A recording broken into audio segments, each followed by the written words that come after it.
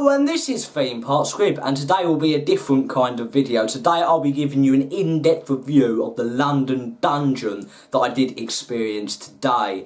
The London Dungeon is a dungeon attraction. This year I want to do every dungeon I do. Because I can't take you inside, I want to give you a review of each dungeon, an in-depth review. I'll be doing them to all of them. I'm going to the Blackpool Tower one in a few weeks. There'll be one from there. I'll be doing them in the hub and giving you a talk about the attraction. So the London Dungeon is a scare walkthrough attraction that's located on South Bank in London, with other attractions such as Shrek Adventure, the Sea Life Aquarium and the Coca-Cola London Eye. So yeah, it's down there and it's a Merlin owned attraction.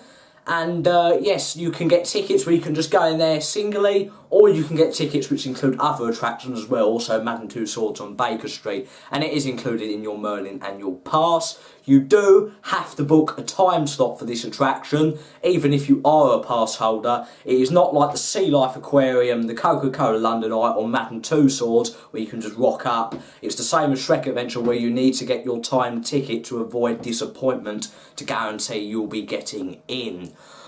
Also, there's some rules about the attraction. The attraction includes 19 live shows and 2 rides. And they do recommend it for people over the age of 12, but it's not that scary. Some scenes are quite scary. It's one of the least scariest dungeons, but some scenes may disturb people, and also people who are pregnant, broken limbs, heart conditions, epilepsy and other stuff like that cannot enter the attraction.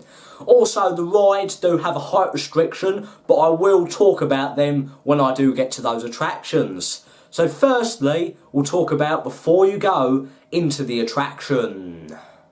So as you enter the attraction, you are on South Bank with the lovely River Thames and it's inside the County Hall building.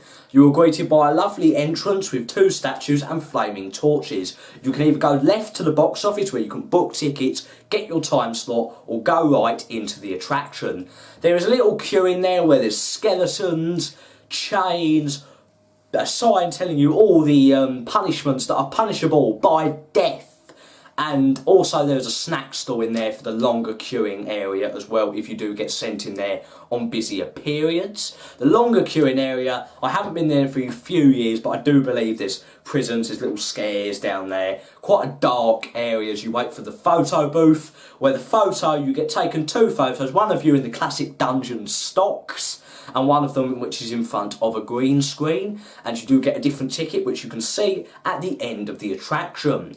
Next, you do have the option to go to the toilet. It's the only toilet located inside the attraction, and the next toilet you can go to is after you exit the attraction and located near the London Eye box office. So there's toilets there, and then you go into a little waiting area where there is some effects such as grab holes, photo points, and also the sign saying no photography and no cameras inside. And there's also some enclosures with some rats in as well, so some nice photo points around there, really building you up for your descent into the dungeon. Talking of descent, your first scene is the descent scene. You are led into a room with cogs all over the wall, and you meet the dungeon jester, who gives you the rules of the attraction and then tells you that you are going down to the River Thames because you've been conspiring with Anne Boleyn against King Henry VIII.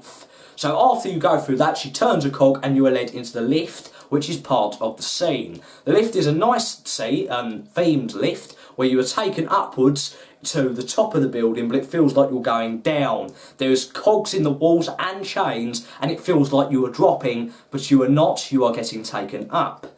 Then you are led out by the jester to your next scene, or shall I say, ride. Scene number 2 is the Tyrant boat ride attraction in there.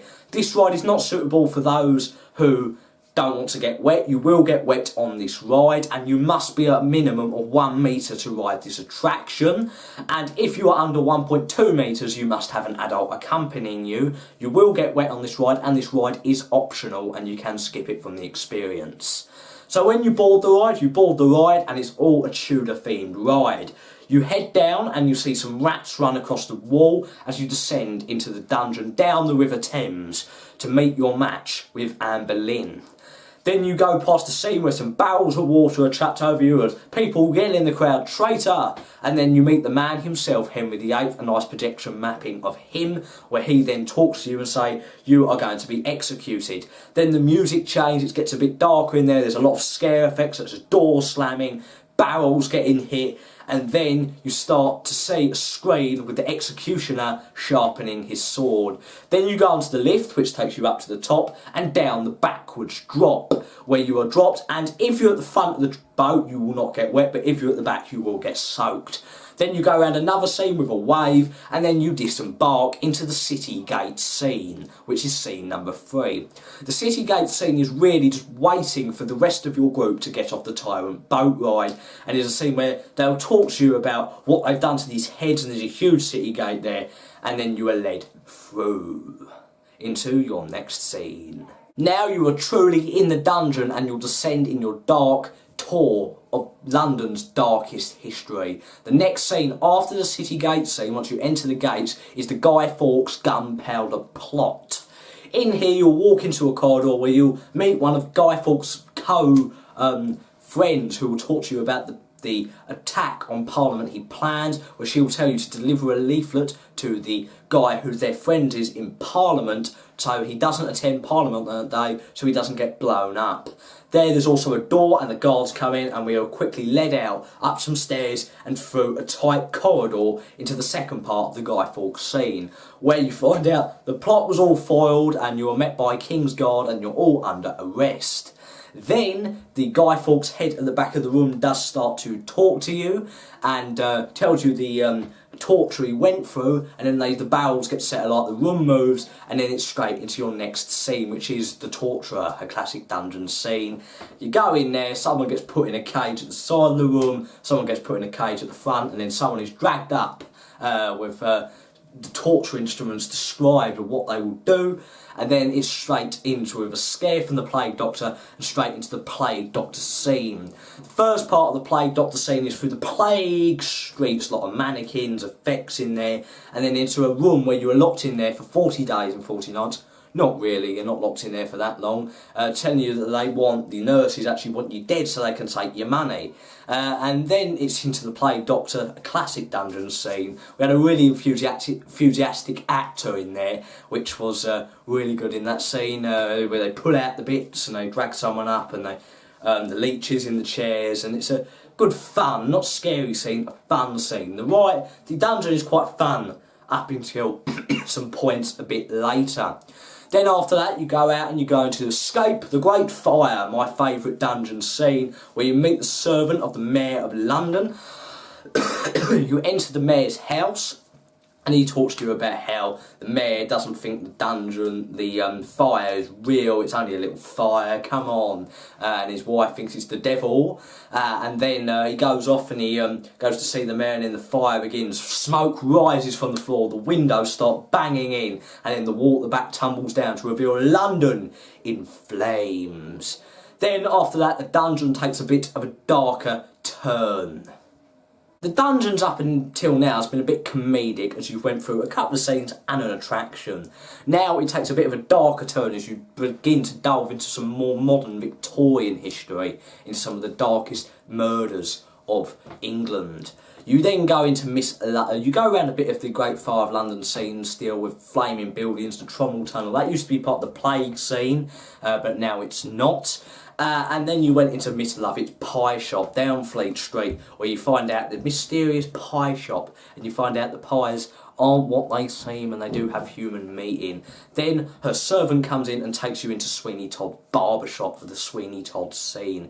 In here you sit round in the room and she talks to you about Sweeney Todd, about you're here for a haircut. The lights go out and you are walking, and the lights go out, you have in the seats, like effects in the seats, and then you feel like he's in there but he's not, and then the lights come back on, she's back in there, she's like, you've got to get out. But what's going to happen now is only for Easter 2019, as the attraction has had an added scene for Easter 2019. So usually you'll go straight through, past this corridor, into the Mitre Square scene, the beginning of Jack the Ripper.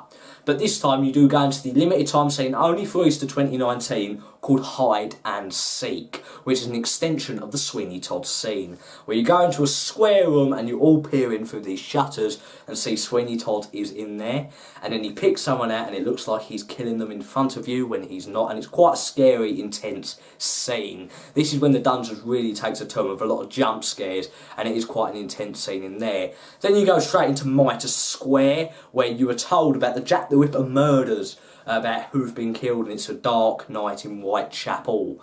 Then after that you go into the Whitechapel Labyrinth, which is your mirror maze part of the tour, where you go around the mirror maze, there's a couple of scares in there, and then it's then to the Jack the Ripper scene in the 10 Bells pub. In the 10 Bells pub you find that it's been a year since the last Jack the Ripper murder, and you're in there for a storm. It's closing time, really nice seeing there, tables, and there's a woman talking to you about Jack the Ripper, and the lights go out and the storm begins, and then he's in there, strobe lighting, he's on the tables, jump scares in the face, and then she turns up, and then you're straight out into the last few scenes that do take another comedic change. So after you come out of the 10 Bells pub, the Jack the Ripper scene, you do go into the courtroom, another classic dungeon scene, where the judge is up there, and basically he picks 3 people out of the crowd and tells them the crimes they have committed. But yeah, so they just pick someone out. It's just really to embarrass the people who get picked out, and it's hilarious for the others to watch. The dungeons ain't necessarily scary. There is some scary scenes, such as Jack the Ripper and the Sweeney Todd bits, but then there is some hilarious scenes like this one here. Then after that you are sentenced either to be very guilty or guilty. You're very guilty and you're going down to Newgate Prison. Newgate Prison is quite a scary scene. It's changed since I last went there. It was a bit rubbish the first time I first went into the Newgate Prison scene. It used to be like just a spiel about the drop ride, which is after. But now it's about this really silent guy in this cell. He breaks out in the end, the lights go out, he's there. And it's a small scene, but it's an enjoyable scene, quite a scary one as well. Next is the final part of the attraction, which is the Drop Dead Drop Ride to Your Doom. So the Drop Dead Drop Ride to Your Doom is a ride. It's got the same restrictions as the boat ride, but a different height restriction, of course, and to recommend you must be a height of 1.4 metres. The Drop Dead Drop Ride is basically you're going to get hung on the high drop for the first time outside Newgate Prison. So you go in, you sit down, and it's basically a drop tower similar to Nemesis Subterra, which was an old ride at Alton Towers, where the floor goes in, you drop into the floor, and you're shot back up to the top again. And this is an optional ride as well, you do not have to do it. After that you go into the photo shop, where you can pick up your photo from the drop tower or your green screen photos at the start of the attraction. Then also you can go and buy in the shop, where you can get pin badges, mugs, all your typical stuff. And then there's the tavern at the end, where you can get a drink, just chill out. Really nice the tavern is. And here will be my review of the London Dungeons. So finally, it will be my personal review of the London Dungeon. In my personal review, I'll talk about my favourite parts of the attraction and my least favourite parts, what age rating I should think the attraction would be, and is it worth the money. Also, I'll be giving it a rat rating out of 10 that I will be doing on all these dungeon reviews. So I do enjoy the attraction. I think it's well worth the money. I think it shouldn't be an age 12 age restrict. You don't have to be 12, it's recommended. I think 8 is suitable for 8 to 10. It's a family attraction. It's not necessarily scary in there. There is some enjoyable comedic bits in there, especially the courtroom and the torturer scene's got quite comedic now. And yes, my favourite scene in there is the Great Fire of London scene. I really do enjoy that scene. Favourite dungeon scene, really well themed in there. And then my favourite overall thing in the dungeon is the Tyrant boat ride. I think it's fantastically well themed. Why don't Merlin theme rides like that in the theme park? Same with the dark ride at Madame Two Swords as well. And yeah, the drop ride, alright, it's not the best drop tower. It's better than the one at the Blackpool Tower dungeon, but I'll talk about that later when we do the Blackpool Tower dungeon video in a couple of weeks' time. It is an enjoyable attraction. I think it's well worth the money. And yeah, now I'll give it a bat rating out of 10. I give it an 8 out of 10. It is such a really good attraction. It's a nice long one. You're in there for a good 110 minutes, it says, so just under 2 hours. The rides are fantastic, you can skip them if you want, so I give it 8 out of 10. I think it's a fantastic, long, enjoyable attraction, and it's obviously the best dungeon with all the effects, and it's the longest, and it was the original. That's it for this video. I hope you enjoyed me reviewing the dungeon for you, and telling you a review of the dungeon, and if you think it's worth the money. That's it for this video. Don't forget to check out the vlog for Madam 2's Swords, also the weekly show, and when we do more dungeons reviews. That's it for this video, and I'll see you in the next one. Don't forget to like and subscribe. Bye!